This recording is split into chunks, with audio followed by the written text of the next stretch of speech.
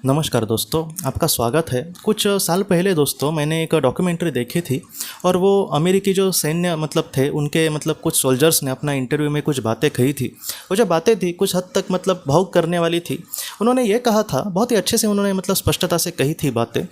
उन्होंने ये कहा था कि जब उनका इराक में पोस्टिंग हुई थी तब एक दिन उनका जो कैंप था वहाँ पर वो सब बैठकर ज़्यादातर वहाँ पे कभी कुछ काम हुआ तो नहीं तो वो ऐसे एक दूसरे के साथ ऐसे ही टाइम स्पेंड करते थे।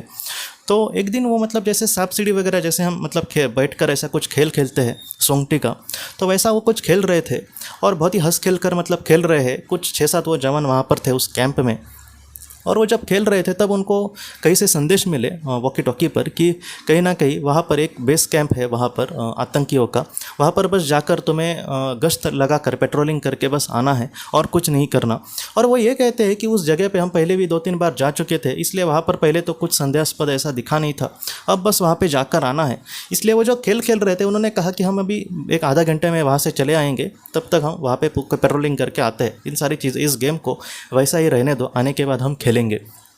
बाद में क्या हुआ दोस्तों, वो लोग उनकी जो हमवी वगैरह जो गाड़ी होती है अमेरिकन सोल्जर्स की, उसमें बैठ के वो लोग वहाँ पे चले गए। वहाँ पर जब वो चले गए दोस्तों, वहाँ पर कुछ भी संदेहास्पद नहीं था, वहाँ पर ऐसा शक करने वाला कुछ भी नहीं था।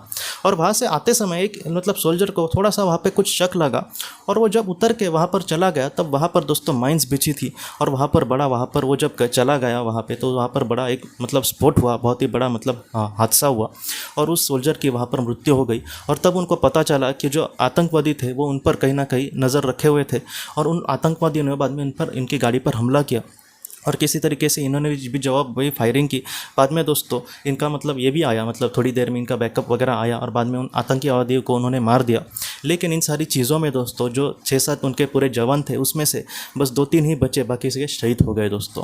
तो इस तरीके से उन्होंने बातें कही है, और ये जो बात थी इतने कम समय में होकर गई। तो उन्होंने कहा कि ये मुझे सपना ही लग रहा है कि हमारे लोग अभी थे और अभी नहीं हैं। और बाद में ये सारे काम करके बाद में वो जब अपने कैंप में दोस्तों लौट आए तब उनके सामने वो गेम रखा था सांप सीढ़ी जैसा, कि जहाँ पर वो जो सुंगटियाँ थी वो आधे गेम के लिए कहीं ना कहीं रेडी थी।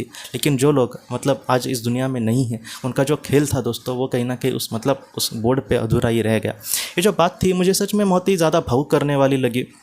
ऐसी जो बातें मन में घर कर जाती है कि दुनिया में आखिर सच क्या है। जो समय का पहिया जो चलता रहता है वो कभी भी दोस्तों पीछे नहीं आता। इस समय के पहिए से हम आखिर क्या सीख सकते हैं।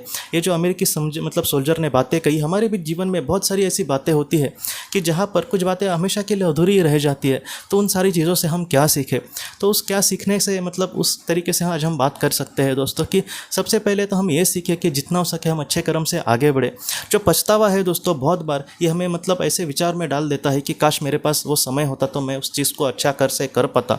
जैसे आज मैंने किसी को कुछ बुरा भला कहा, तो ऐसे समय में अगर वो चीज़ अभी घट गई है, उस इंसान से मैं कितनी भी माफ़ी मांगूँ फिर भी उसके मन से वो शायद बात नहीं जाएगी। हाँ, मुझसे वो अच्छे से बात कर सकता है लेकिन उसके मन से वो बात नहीं जाएगी। तो उससे मैं क्या सीख सकता हूँ कि हाँ, मैंने उसको बोल दिया, लेकिन कम से कम फ्यूचर में मैं किसी के साथ ऐसा कुछ भी ना बोलूँ। ये लोगों के जो अनुभव होते हैं दोस्तों, वो हम सबको यही सिखाते हैं कि मैं आपको सच बोलता हूँ कि किसी की आज कुछ गारंटी नहीं है, अगले पल क्या किसके साथ कुछ हो जाए हमें नहीं पता। इसलिए जितना हो सके आज जो हमारा वक्त है उसको हम सदुपयोग करने की कोशिश करें। हम ज़्यादातर टेंशन में होता है हमारे वगैरह, लेकिन इन सारी चीज़ों में हम किसी का भी कुछ बुरा ना करें। हमारे माता पिता हमसे बहुत प्यार से बात करते हैं, हमारी पत्नी हो, हमारे बच्चे हो, ऐसे समय में उन पर गुस्सा निकलते हैं कुछ लोग। तो इस तरीके से हमें नहीं करना चाहिए। ऐसी जो बातें हैं वो कल हमें पछतावे में डाल सकती है। बहुत लोग आज भी मुझे बोलते हैं कि उन्होंने किसी अपने को खोया है, जब वो जिंदा थे तब उनको ज़रा भी उनकी कदर नहीं थी, लेकिन जाने के बाद आज वो बहुत ही ज़्यादा दुख में है। तो इस तरीके से चीज़ें होती है। इसलिए मैं आपके सामने भी यही हाथ जोड़ के कहता हूँ कि आपके जो अपने लोग हैं या फिर आपके साथ अच्छे से बात करने वाले भी लोग होंगे, जितना हो सके ऐसे लोगों को कभी भी दुख मत देना, क्योंकि कल ऐसे पछतावे का पल किसी के भी सामने ना आए। जितना हो सके हमारे सामने आज जो भी पल है उसका हम सदुपयोग करने की कोशिश करें। जितना हो सके ऐसा हमारे हाथों से ऐसा कुछ भी ना हो जिससे हमें कहीं ना कहीं कल पछतावा हो। क्योंकि आज जिस तरीके से उस अमेरिकी सोल्जर ने कहा है कि पल में क्या हो जाए पता नहीं। हमारे साथ जितना हो सके आप सब लोगों के साथ अच्छा ही हो और आपके सारे सपने पूरे हो, ये मैं दिल से प्रार्थना करता हूँ। लेकिन ये भी आपके सामने आपके सामने रिक्वेस्ट करता हूँ दोस्तों कि जितना हो सके अच्छे कर्म से आगे बढ़ना, बुरा कभी भी हमें नहीं करना किसी के साथ। बहुत बार हम मतलब अनचाहे मतलब ना चाहे भी कभी कभी किसी को दोष देते हैं या फिर दुख देते हैं, हमें पता नहीं चलता। कभी कभी दूसरों को हमेशा दुख देने वाला इंसान को हम बोले कि किसी के साथ तुम बुरा मत करना, तो वो भी बोलता है कि नहीं, मैं तो दुनिया का सबसे अच्छा इंसान हूँ, मैंने तो कभी किसी को दुख नहीं दिया। तो इस तरीके से मतलब गलतियाँ करके भी कुछ लोगों का उसका एहसास नहीं होता, उनको यही लगता है कि वो कुछ अच्छा ही कर रहे। तो ऐसा हमें नहीं बनना, जितना हो सके अच्छे कर्म से जीवन में हमें आगे बढ़ना है दोस्तों। तो दोस्तों हम अपने अगले वीडियो में मिलते हैं। आप अपना अपने परिवार का ख्याल रखना। आपका बहुत बहुत धन्यवाद। ज़िंदगी की रोशनी ये एक कंसल्टेंसी है जो ऐसे लोगों को मदद करने की कोशिश करती है जिन्होंने किसी अपने को खोया है या फिर जो लोग अपने जीवन में बहुत ही ज़्यादा दुखी है। जो लोग इस संस्था के साथ जुड़ते हैं उन्हें पास्ट लाइफ रिग्रेशन की ऑडियोज़ भेजी जाएगी, जिससे घर बैठे वह पास्ट लाइफ रिग्रेशन का अभ्यास कर सकते हैं। और उन्हें 5 मेडिटेशन ध्यान की भी ऑडियोज़ भेजी जाएगी। और इसके साथ साथ उन्हें PDF किताबें भेजी जाएंगी जो हिंदी और अंग्रेज़ी में है, जो मोबाइल पर या फिर लैपटॉप पर आप उसे पढ़ सकते हैं। और 10 ऑडियो बुक्स भी आपको भेजी जाएंगी। तो दोस्तों अगर आप इस संस्था के साथ जुड़ना चाहते हैं तो कृपया इस नंबर पे व्हाट्सएप मैसेज करें। आपका बहुत बहुत धन्यवाद।